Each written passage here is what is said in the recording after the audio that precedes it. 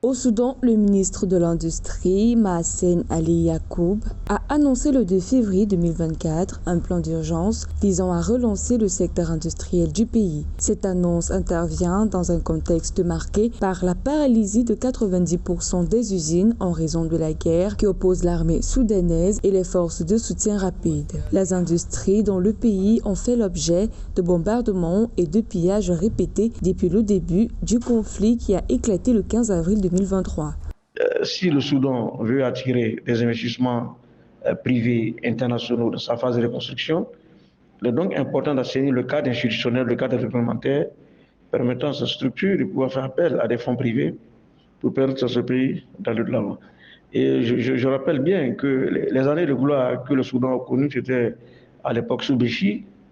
et depuis l'éviction de Béchi, le Soudan est dans une position très hésitante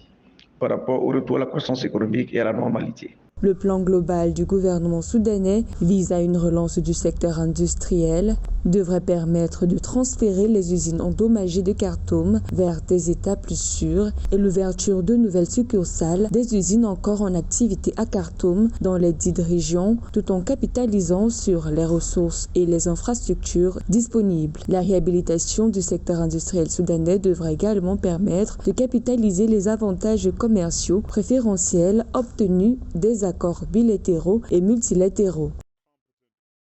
Alors, l'une des réformes qui est attendue dans ce plan d'urgence, elle est procéder également à la récapitalisation de ces unités industrielles, car l'armée soudanaise détient essentiellement